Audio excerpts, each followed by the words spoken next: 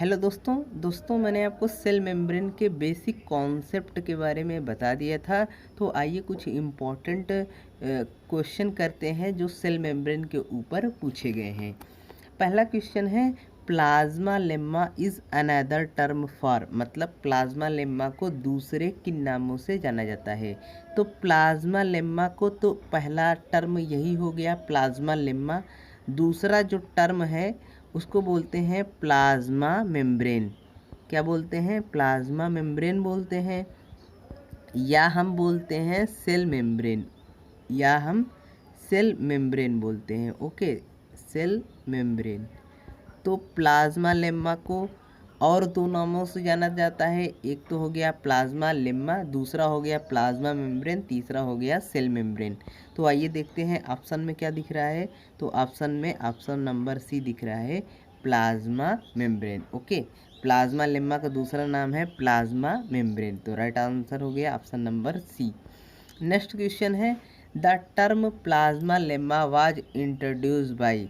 तो इसमें जो मेन टर्म इस किसने दिया था? मेन टर्म दिया था इसको जे क्यू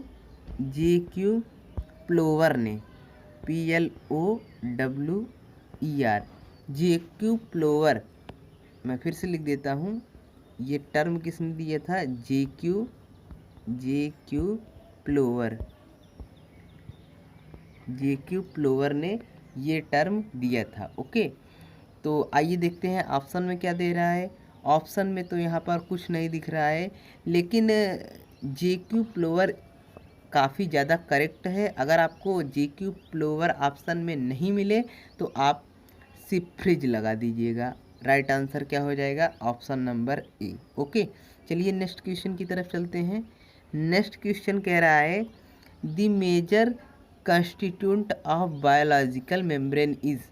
तो दोस्तों, जो बायोलॉजिकल मेम्ब्रेन है उसका मेजर कंस्टिट्यूएंट क्या है? उसका मेजर कंस्टिट्यूट है हमारा प्रोटीन। ओके, अगर हम एक एग्जांपल देखें, एग्जांपल में अगर हम ह्यूमन आरबीसी को ले लें, ह्यूमन आरबीसी को ले लें, तो ह्यूमन आरबीसी में 52% क्या होता है? प्रोटीन होता है, और हमारा 40% क्या होता है? लिपिड होता है। ओके, क्योंकि हम जानते हैं कि सेल मेम्ब्रेन या प्लाज्मा मेम्ब्रेन लिपिड और प्रोटीन मेनली इन्हीं दो चीज़ों से बनी होती है, और मेजर कंस्टिट्यूएंट क्या होता है? प्रोटीन होता है, और जो माइनर कंस्टिट्यूएंट होता है वो लिपिड, मतलब प्रोटीन से कम मात्रा में लिपिड देखने को मिलता है। तो मतलब 52% प्रोटीन, 40% लिपिड। ओके, चलिए नेक्स्ट क्वेश्चन देखते हैं। नेक्स्ट क्वेश्चन कह रहा है, the basic structure of cell membrane, मतलब सेल मेम्ब्रेन के बेसिक स्ट्रक्चर में क्या होता है। ओके, तो क्या होता है, मैं थोड़ा सा जूम इन कर लेता हूँ। ओके, तो आपको क्लियर दिख रहा होगा। Is a lipid bilayer that serve as a barrier to water soluble molecule. दूसरा ऑप्शन देखते हैं, differ ultra structurally from for internal and external membranes of the cell. तीसरा है, the best describe as lipid depressed within a protein bilayer.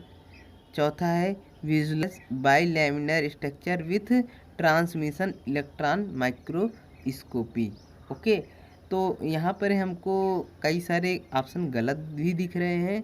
जो cell membrane का basic structure होता है उसमें लिपिड की हमको बाइलेयर देखने को मिलती है, और जो बाहर की लेयर होती है वो हाइड्रोफिलिक होती है, और अंदर वाली मतलब उसका जो हेड होता है वो हाइड्रोफिलिक होता है, और जो टेल होता है वो हाइड्रोफोबिक होता है, अर्थात वाटर सॉल्युबल मॉलिक्यूल से इंटरेक्शन करते हैं। ओके, तो हमको right answer option number A ही दिख रहा है।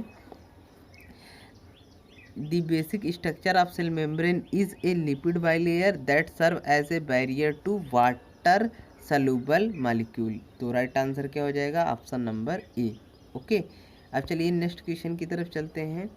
नेक्स्ट क्वेश्चन कह रहा है, cell membrane in animal is composed mainly of molecule. तो मैंने आपको बताया है कि सेल मेम्ब्रेन चाहे जिस एनिमल में मिले हमको लिपिड और प्रोटीन की बनी देखने को मिलती है। तो सेल मेम्ब्रेन किसकी बनी होती है? लिपिड और प्रोटीन की। तो राइट आंसर क्या हो गया? Option number D. चलिए नेक्स्ट क्वेश्चन को देखते हैं। नेक्स्ट क्वेश्चन है which of the following is not true for membrane phosphoglyceride, मतलब मेम्ब्रेन फास्फोग्लिसराइड के बारे में क्या सही नहीं है? पहला ऑप्शन है दे आर एम्फीपैथिक, तो ये ऑप्शन सही है क्योंकि एम्फी मतलब दोनों और पैथिक मतलब बीच में, मतलब मेम्ब्रेन के बीच में दोनों तरफ से ट्रांसपोर्ट होता है। दूसरा ऑप्शन कह रहा है they can have both saturated and unsaturated fatty acid, तो सही बात है। टेल में हमको सैचुरेटेड फैटी एसिड देखने को मिलता है और हेड में अनसैचुरेटेड। तीसरा है दे इंक्लूड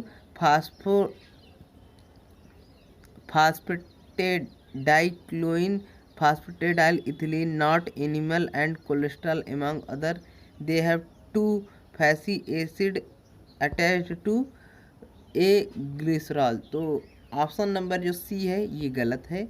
ओके, ये वाला ऑप्शन गलत है, बाकी सारे ऑप्शन हमें सही लग रहे हैं। तो इसका राइट आंसर क्या हो जाएगा? Option number C. चलिए नेक्स्ट क्वेश्चन की तरफ चलते हैं। नेक्स्ट क्वेश्चन है कह रहा है what is true about fluid mosaic model, मतलब फ्लूइड मोज़ेक मॉडल के बारे में क्या सही है? तो पहला ऑप्शन कह रहा है protein are embedded at place in phospholipid bilayer, मतलब फास्फोलिपिड बाइलेयर के ऊपर जो होता है वो प्रोटीन धंसा होता है, तो ये तो सही कह रहा है, तो यही ऑप्शन हमारा सही हो जाएगा। आगे भी पढ़ लेते हैं। Phospholipid layer is sandwich between two protein layer, तो ये भी गलत है। Phospholipid monolayer is present on the top of protein layer, तो ये भी गलत है। Phospholipid bilayer is present on the top of protein layer, तो ये भी गलत है। प्रोटीन लेयर के टॉप में नहीं होता है प्रोटीन, मतलब फास्फोलिपिड की लेयर होती है, फास्फोलिपिड की लेयर होती है और उसमें प्रोटीन आकर या तो पूरा धंसता है या बाहर केवल ऊपरी सरफेस पर धंसता है। तो ये सारे ऑप्शन गलत हो गए हैं। जो सही ऑप्शन है वो राइट आंसर है ऑप्शन नंबर ए, हमको पहले ही पढ़ने पर मिल गया था, तो यही ऑप्शन हमारा सही है। नेक्स्ट क्वेश्चन देखते हैं। Carbohydrate present in plasma membrane are in the form of, तो जो हमारा कार्बोहाइड्रेट प्लाज्मा मेम्ब्रेन में देखने को मिलता है वो ग्लाइकोप्रोटीन और ग्लाइकोलिपिड के रूप में देखने को मिलता है। ओके, तो राइट आंसर क्या हो गया? Option number D. ये ग्लाइकोप्रोटीन और ग्लाइकोलिपिड के रूप में इसलिए देखने को मिलता है क्योंकि ये सेल रिकॉग्निशन में बहुत ज़्यादा हेल्प करता है। अब चलिए नेक्स्ट क्वेश्चन को देखते हैं।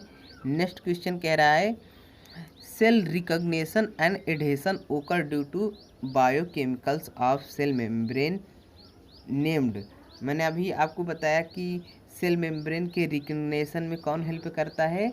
हमारा हेल्प करता है कौन? आइए ऑप्शन देख लेते हैं। तो मैंने आपको बताया था ग्लाइकोप्रोटीन और ग्लाइकोलिपिड, तो आइए देखते हैं। तो ये देखिए आ गया है वही ऑप्शन, ग्लाइकोप्रोटीन और ग्लाइकोलिपिड। ग्लाइकोप्रोटीन और ग्लाइकोलिपिड जो होता है वो सेल रिकॉग्निशन और एडहेशन में बहुत ज़्यादा हेल्प करता है। तो राइट आंसर क्या हो गया? राइट आंसर हो गया ऑप्शन नंबर डी, ग्लाइकोप्रोटीन और ग्लाइकोलिपिड। नेक्स्ट क्वेश्चन देखते हैं। नेक्स्ट क्वेश्चन कह रहा है which of the following is true for carbohydrate protein of the cell membrane, मतलब सेल मेम्ब्रेन के कार्बोहाइड्रेट प्रोटीन के बारे में क्या सही है? पहला ऑप्शन कह रहा है कि इट हैज़ सिमेट्रिक डिस्ट्रीब्यूशन, मतलब इसमें सिमेट्रिक डिस्ट्रीब्यूशन होता है, तो ये गलत है, अनसिमेट्रिक डिस्ट्रीब्यूशन होता है। It is found primarily in the form of free saccharide group, तो नहीं, ये फ्री सैकराइड ग्रुप के रूप में नहीं होते हैं। It forms the glycocalyx constituting of glycolipid and glycoprotein, तो यही ऑप्शन सही है, ग्लाइकोप्रोटीन और ग्लाइकोलिपिड के रूप में हमको देखने को मिलता है। तो राइट आंसर क्या हो गया? Option number C. आगे के भी ऑप्शन को देख लेते हैं। It contribute to polycationic charge on extra cellular surface, तो ये भी गलत है। तो राइट आंसर यही हमारा सही है, सी। ओके, ग्लाइकोप्रोटीन और ग्लाइकोलिपिड के रूप में हमको देखने को मिलता है। नेक्स्ट क्वेश्चन पर चलते हैं। Cell recognition is due to, cell recognition किसके द्वारा होता है? तो पहला ऑप्शन कह रहा है प्रोटीन पोर्शन ऑफ ग्लाइकोप्रोटीन, दूसरा कह रहा है lipid portion of cell membrane, तीसरा कह रहा है कार्बोहाइड्रेट पोर्शन ऑफ ग्लाइकोप्रोटीन, और चौथा कह रहा है bore carbohydrate and protein portion of glycoprotein. तो ये बहुत इंपॉर्टेंट क्वेश्चन है और काफ़ी कंसेप्चुअल क्वेश्चन है। जो सेल रिकॉग्निशन होता है वो हमारा कार्बोहाइड्रेट का जो प्रोटीन होता है, जो ग्लाइकोप्रोटीन जिसे हम कहते हैं, उसके द्वारा किया जाता है। तो राइट आंसर क्या हो जाएगा? कार्बोहाइड्रेट प्रोटीन ऑफ ग्लाइकोप्रोटीन, अर्थात राइट आंसर हो जाएगा option number C. Next question देखते हैं। नेक्स्ट क्वेश्चन दिया है the relative proportion by weight of lipid and protein in a cell membrane. पहला ऑप्शन कह रहा है इज ऑलवेज अबाउट इक्वल, दूसरा कह रहा है is always characterize by more lipid than protein, तीसरा कह रहा है is always characterize by more protein than lipid, चौथा ऑप्शन कह रहा है varies depending upon the source of the membrane. तो जो हमारा रिलेटिव पोर्शन होता है लिपिड और प्रोटीन का वेट के अकॉर्डिंग, वो डिपेंड करता है मेम्ब्रेन के depending upon source of membrane, कि मेम्ब्रेन का सोर्स कौन है। ओके, तो राइट आंसर क्या हो गया? Option number D. चलिए नेक्स्ट क्वेश्चन की तरफ चलते हैं। नेक्स्ट क्वेश्चन है out of protein lipid and carbohydrate present in cell membrane what is true? Lipid are minimum, carbohydrate are maximum, carbohydrate are maximum, all three are in equal proportion. तो जो इसमें right answer हो जाएगा वो हो जाएगा carbohydrate are minimum. हमारा सबसे ज़्यादा प्रोटीन होता है, फिर हमारा लिपिड होता है, फिर हमको सबसे कम कार्बोहाइड्रेट देखने को मिलता है, लगभग 1% देखने को मिलता है। ओके, नेक्स्ट क्वेश्चन पर चलते हैं।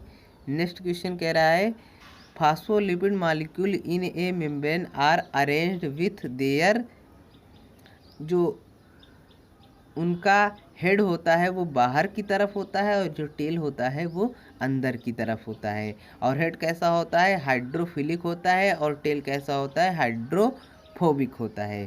तो देखते हैं क्या होगा। पहला ऑप्शन तो नहीं होगा, दूसरा भी नहीं होगा, तीसरा लग रहा है। देखिए तीसरा है hydrophilic head arranged with hydrophilic head on exterior, मतलब हाइड्रोफिलिक हेड बाहर होता है और hydrophobic tail on the interior. तो राइट आंसर क्या हो जाएगा? Option number C. Next question पर चलते हैं। नेक्स्ट क्वेश्चन है each phospholipid molecule in a cell membrane consist of, मतलब फास्फोलिपिड का प्रत्येक मॉलिक्यूल क्या कंसिस्ट करता है सेल मेम्ब्रेन में। ओके, तो एक तो होता है पोलर हेड और दो होते हैं टेल। ओके, तो देखते हैं क्या दिया है, 1 polar head and 2 non polar tail. Okay, तो यही ऑप्शन सही है। जो हेड होता है वो पोलर होता है, जो टेल होता है वो नॉन पोलर होता है। मैंने फ्लूइड मोज़ेक मॉडल के बारे में बहुत अच्छे से बताया है, अगर आपने नहीं देखा है तो डिस्क्रिप्शन बॉक्स में लिंक है, आपको रिकमेंड कर रहा हूँ, जाकर देख लीजिएगा। चलिए नेक्स्ट क्वेश्चन पर चलते हैं। नेक्स्ट क्वेश्चन है which of the following organism has the highest proportion of unsaturated fatty acid in their membranes. तो ये थोड़ा सा आउट ऑफ बॉक्स क्वेश्चन है और इसका जो राइट आंसर है वो है option number C, Antarctic fish. इसमें हमको unsaturated fatty acid large proportion में देखने को मिलता है। नेक्स्ट क्वेश्चन है which of the following lack the protein tubulin, किसमें ट्यूबलिन प्रोटीन अब्सेंट होता है। तो ट्यूबलिन प्रोटीन जो होता है वो सीलियम में, फ्लैजिलम में, माइक्रोट्यूबुल तीनों में देखने को मिलता है, लेकिन प्लाज्मा मेम्ब्रेन में ट्यूबलिन प्रोटीन अब्सेंट होता है। ओके, तो राइट आंसर क्या हो गया? Option number D. Next question पर चलते हैं। नेक्स्ट क्वेश्चन है of the classes of cellular macromolecules which are is not component of cell membrane. तो दोस्तों मैंने आपको बताया था कि सेल मेम्ब्रेन में लिपिड, प्रोटीन और कार्बोहाइड्रेट तीनों देखने को मिलता है, लेकिन न्यूक्लिक एसिड जो होता है वो न्यूक्लियस में देखने को मिलता है, सेल मेम्ब्रेन में देखने को नहीं मिलता है। तो राइट आंसर क्या हो गया? Option number A. Okay, option number ए हमारा राइट आंसर हो गया। नेक्स्ट क्वेश्चन है which of the following is not a component of plasma membrane. तो प्लाज्मा मेम्ब्रेन का कंपोनेंट क्या नहीं होता है? प्लाज्मा मेम्ब्रेन के कंपोनेंट एटीपी नहीं होता है। ओके, तो राइट आंसर हो गया ऑप्शन नंबर ए।